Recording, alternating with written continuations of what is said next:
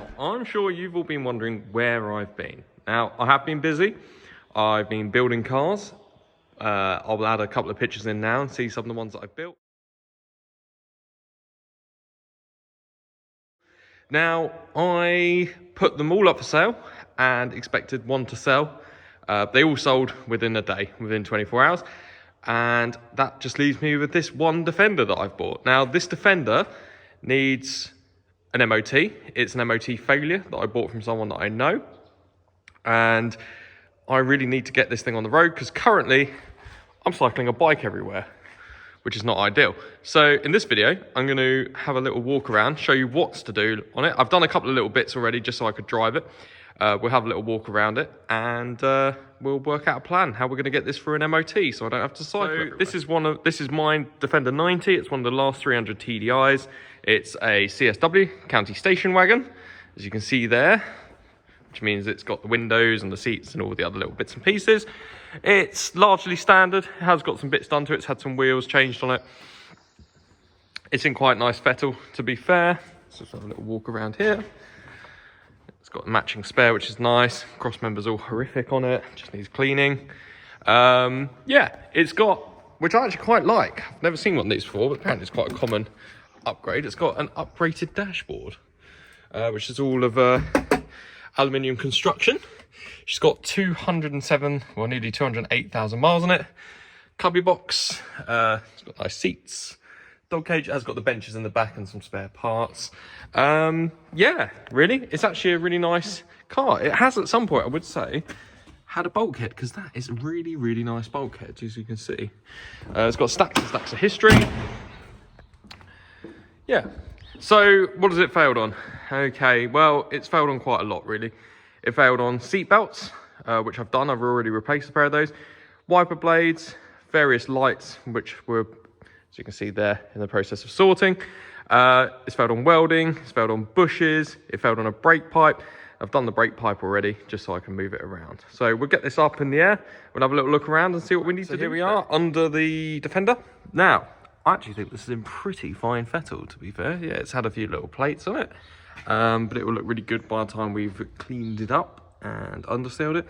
So, things that it's failed on. Now, this was the brake pipe, as you can see. So, I've replaced this one here.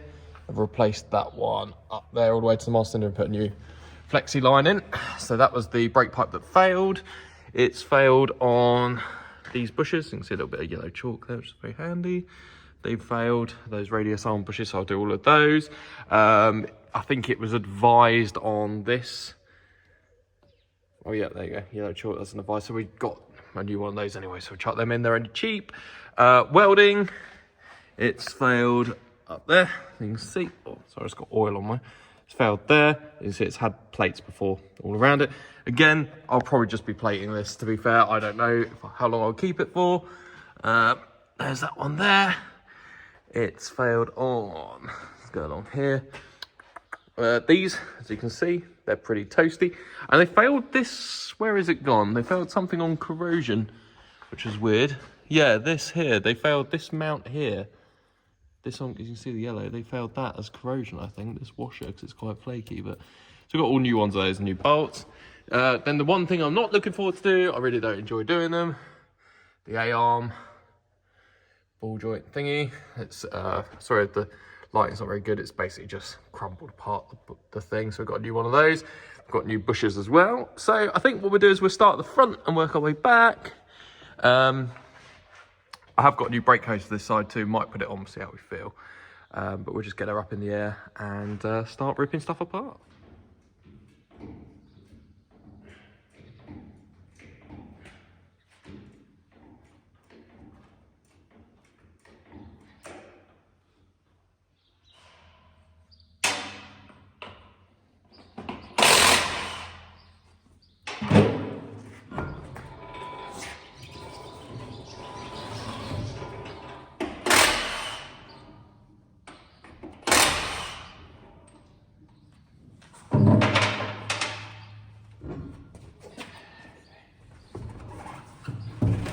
My infinite wisdom, I bought this kit here, DA1248. That's a rear radius arm bush kit, which it needs. And then I thought that was a front, but I got mistaken. And then I bought these, which are also for the rear as well. So I've got 2 sets for the rear. So that's kind of stuff that. I've obviously got the wheels off on the front.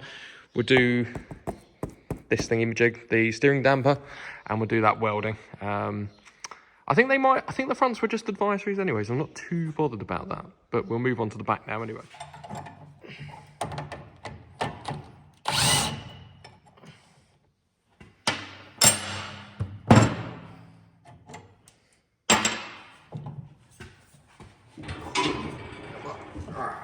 Get out of it.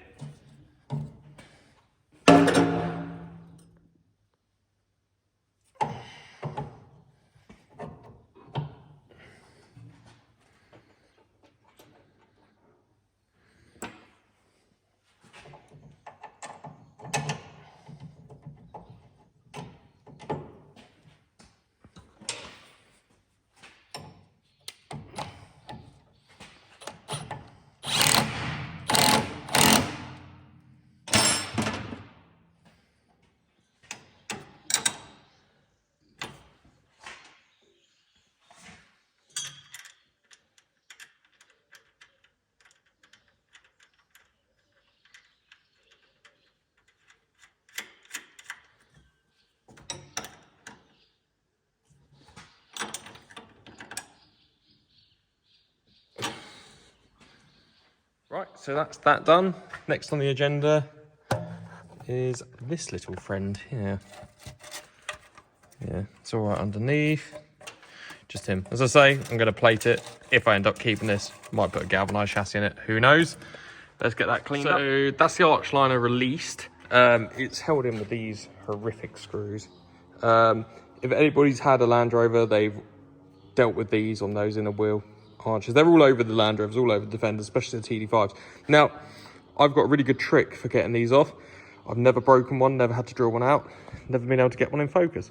So if you use, it doesn't have to be a fancy chisel, use a chisel and a hammer and hit the edge of the washer. So you tap the washer around, it will break free from the screw and it will also break all the corrosion off. Then you just get a pair of mole grips and just go on the head of it that way and just twist it and they just come off. Literally, I've never had a problem with them since. It took me minutes to take these off. There was 4 of them. They were absolutely rusted solid. Now, this is what we got to contend with. I mean, has, yeah, escalated somewhat.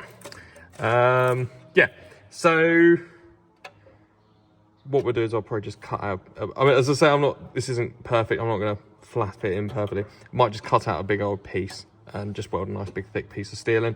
And while I've got everything apart, I'll just sort of clean it all up under here a little bit, just give it a little bit of a wire wheel. But yeah, that's nice, easy, nice flat steel repair. So what I'll do is I'll clean it up, cut it out, then we'll have a little chat, then I'll make a panel up, then I'll weld it in, then we'll see what I've done. So there you go, as you can see, we cut that out. It's not the nicest in there, but again, as I say, who knows what I'm going to do with this. I just want to get it MOT'd. So that's what came out. Yeah, not great. Not great at all. You can see it's got multiple patches on it. Very nice. We have this piece here, which will go over there, which would be lovely. Now, what I will say is, all you Land Rover lot, including me, I am a Land Rover person, all of this and all of this came out of that outrigger and behind this arch liner. Now, you need to clean this, otherwise this will happen. So, pressure washing, look at this, all full, everything. And that, my chums, is why these rust out.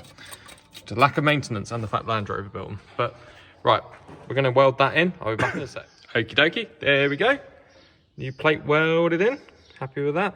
Not my best welding, but it's strong. So we won't be able to.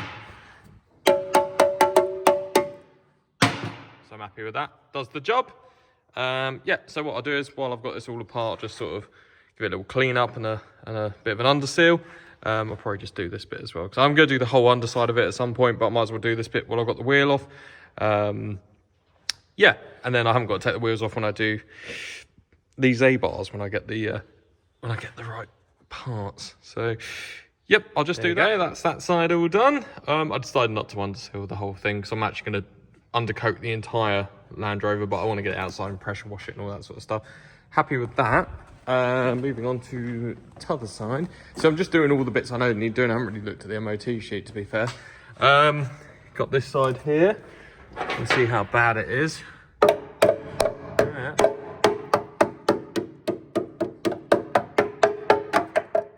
Not too bad, really.